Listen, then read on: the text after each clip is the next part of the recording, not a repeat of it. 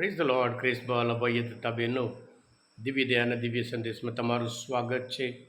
જૂન 29મી તારીખ ઈસુના પરમ પૂજ્ય હૃદયનો તહેવાર ઉજવીએ છીએ. શાસ્ત્રપાઠ સાંભળીએ. લુકનો ગ્રંથ 15મો અધ્યાય 3જી કડીથી 7મી કડી સુધી. આ સંદેશ સાંભળનાર તમારા સૌ માટે અને તમારા પરિવારજનો વિશે પ્રાર્થના કરું છું. તમારા બાઇબલ લઈ લો, ઈશ્વરના વચન સાંભળીએ. 15મો અધ્યાય 3જી કડી. ઈસુએ તેમને આ દૃષ્ટાંત કહ્યું, ધારો કે તમારામાંના કોઈ પાસે 100 ઘેટાં હોય અને તેમાંનું એક ખોવાઈ જાય, તો તે 99ને વગડામાં મૂકીને ખોવાયેલું એકું પાછું મળે ત્યાં સુધી તેની પાછળ નથી જતો, અને જડે છે એટલે હરખાતો તેને ખભે બેસાડી ઘેર આવી મિત્રોને અને પાડોશીઓને ભેગા કરીને નથી કહેતો કે તમે પણ મારા આનંદમાં ભાગ લો, કારણ મારું ખોવાયેલું ઘેટું પાછું મળ્યું છે. એ જ પ્રમાણે હું તમને કહું છું કે જેમને પશ્ચાતાપની જરૂર નથી એવા 99 પુણ્યશાળી માણસો કરતાં પશ્ચાતાપ કરનાર એક પાપી માટે સ્વર્ગમાં વધારે આનંદ ઉત્સવ થશે. આ પ્રભુની વાણી છે, તે આપણો આધાર છે. ખ્રિસ્તમાં લભાઈ બહેનો, ઈસુના પરમ પૂજ્ય હૃદયનો તહેવાર. આ તહેવાર સંત માર્ગરેટ મેરી, જે ફ્રાન્સ દેશના હતા, એમને પ્રભુ ઈસુ પોતે દર્શન આપ્યું અને પોતાના જે હૃદય બતાવી કે પ્રેમનો જ્વાળા બતાવે અને દયાનું હૃદય બતાવી અને આ ભક્તિ લોકો વચ્ચે ફેલાવવા માટે કહ્યું હતું. અને વારંવાર ઘણી વખત એમને એ દર્શન આપ્યું હતું. અને ત્યારથી આ ઈસુના પૂજ્ય હૃદયની ભક્તિ વિશ્વમાં દરેક જગ્યાએ દર પ્રથમ શુક્રવારે આરાધના અને દિવ્ય ઈસુના પૂજ્ય હૃદયનો ફોટો મૂકી ભક્તિ બહુ આનંદપૂર્વક લોકો કરતા હતા. ખ્રિસ્તમાં લભાઈ બહેનો, આ તહેવાર આપણને બતાવે છે ઈશ્વર પ્રેમ સ્વરૂપ છે.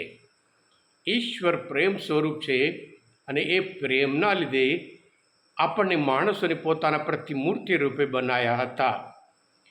જો ઈશ્વર પ્રેમ સ્વરૂપ હોય અને એમણે પોતાના પ્રતિમૂર્તિ પોતાના રૂપમાં બનાવ્યા હોય, આપણે જેવી રીતે ઈશ્વર છે એવી રીતે આપણે પણ બનવાનું છે, એ આપણે બતાવે છે. પ્રભુ પોતે ઘણી વખત જેમ મેં તમારા પર પ્રેમ રાખ્યો છે એમ તમારે પણ પરસ્પર પ્રેમ રાખવાનું છે. હા ખ્રિસ્તમાં ભયતા બહેનો, બાઇબલમાં ઘણી બધી જગ્યાએ ઈશ્વરના પ્રેમ વિશે અને ઈશ્વરની ઈચ્છા છે, પ્રભુ ઈશ્વરની ઈચ્છા છે એક પણ આત્મા ખોવાઈ ના જાય. જે ખોવાયેલું એક આત્માના શોધમાં પ્રભુ ઈસુ આ પૃથ્વી પર આવ્યા. એમ કરીને પ્રભુ ઈસુ તે લુકના ગ્રંથમાં 19મો અધ્યાયમાં 10મી કલમમાં કહે છે, માનવ પુત્ર જે કોઈ ખોવાઈ ગયો છે તેને શોધવા અને ઉદ્ધારવા અવતરેલો છે. આ ખરેખર આનંદનો છે. અને સાથે સાથે આજે શુભ સંદેશમાં જોઈએ કે જેને પશ્ચાતાપની જરૂર નથી એવા 99 કરતાં જે ખોવાયેલું ગયું હોય, જેને પશ્ચાતાપ કર્યું હોય એવા પાપી માટે સ્વર્ગમાં વધારે આનંદ થાય છે. એમ કરીને પ્રભુ ઈસુ આપણે માટે એક અદ્ભુત આનંદનો સંદેશ આપે છે. ખ્રિસ્તમાં ભયતા બહેનો, પ્રભુ ઈસુ માનવ જાત પ્રત્યે કેટલો બધો પ્રેમ રાખે છે, કેટલી બધી દયા રાખે છે એ બતાવે છે. અને ખાસ કરીને હૃદય એ પ્રેમનું સ્થાન છે. હૃદય અને પ્રેમ અલગ ના કરી શકે, અને હૃદય એ દયાનું સ્થાન છે. એટલે ઈશ્વર આપણા બધા ઉપર દયા રાખે છે, પ્રેમ રાખે છે. એમ કરીને અને જ્યારે જે ખોવાયેલું મળી જાય ત્યારે ઈશ્વરને એટલો બધો આનંદ. આ શુભ સંદેશ છે.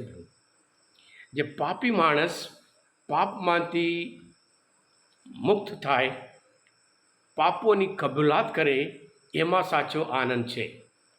રોમના ધર્મસભા 5મો અધ્યાયમાં 9મી કલમમાં આપણે જોઈએ છીએ, તેમના બલિદાનથી આપણે પુણ્યશાળી ઠર્યા છીએ, એટલે આપણે ઈશ્વરના કોપમાંથી બચી ગયા છીએ. એમ કરીને પૌલ પોતે આપણને આનંદનો સંદેશ આપે છે. હા કૃષ્ણવાલા ભાઈ તે બહેનો, છેલ્લે પણ જ્યારે પ્રભુ ઈસુ વધસ્તંભ પર હતા, ત્યાં એક સૈનિક એક તલવારથી એમને હુમલો કરે છે પડખામાં. ત્યાં પાણી અને રક્ત ત્યાંથી વહેવા માંડે છે. પાણી શુદ્ધ કરવા માટે, શરીર શુદ્ધ કરવા માટે પાણી જોઈએ છે.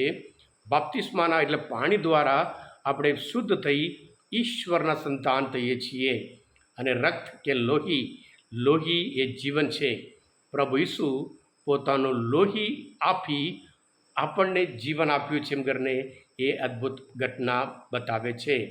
એટલે આ તહેવાર ઉજવતા જેવી રીતે પ્રભુ ઈસુ આપણા ઉપર પ્રેમ રાખ્યો હોય, એમ આપણે પણ પ્રભુ ઈસુ બીજા ઉપર પ્રેમ રાખવાનું છે. પ્રભુ પોતે યોહાના ગ્રંથમાં 15 12મી કલમમાં કહે છે, જેમ મેં તમારા ઉપર પ્રેમ રાખ્યો તમારે પણ પરસ્પર પ્રેમ રાખવાનો છે. પ્રભુ ઈસુ યોહાના ગ્રંથમાં 13મો અધ્યાયમાં 34મી કલમમાં, જેમ મેં તમારા ઉપર પ્રેમ રાખ્યો તમારે પણ પરસ્પર પ્રેમ રાખવાનો છે. દુનિયા તો જાણશે તમે મારા સંતાનો છો, જો તમે પરસ્પર પ્રેમ રાખીને જીવતા હશો તો. પ્રભુ ઈસુ એ શિર છે, આપણે બધા અંકો છીએ. કોઈ પણ ભાગ ન કહી શકે મારા આ ભાગ જોઈતો નહીં. આંખ નહીં કહી શકે અંગૂઠો તારે જરૂર નથી. આંખ નહીં કહી શકે કે પગ તારે જરૂર નથી. આપણે બધા શિરમાંથી માંડી બધું સુધી એક આખું શરીર બનાવીએ છીએ.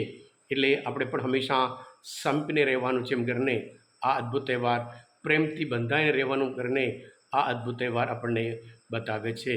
હા કૃષ્ણવાલા ભાઈ તે બહેનો, આજના આ મનન ચિંતન શાસ્ત્ર પાઠ સમજવા માટે, આ તહેવાર અને પ્રભુ ઈસુનો પ્રેમ ઓળખવા માટે મદદરૂપ થયા હોય, તમે પોતે દિવ્ય ધ્યાન દિવ્ય સંદેશ સબસ્ક્રાઈબ કરજો અને બીજા માટે પણ ફોરવર્ડ કરજો. કારણ તમે બધા આશીર્વાદ છો, અભિષિક્ત છો. પ્રભુ ઈસુ, હું તમારામાં વિશ્વાસ રાખું છું. બોલો દિવ્ય દયાનો જય. God bless you all. Happy feast.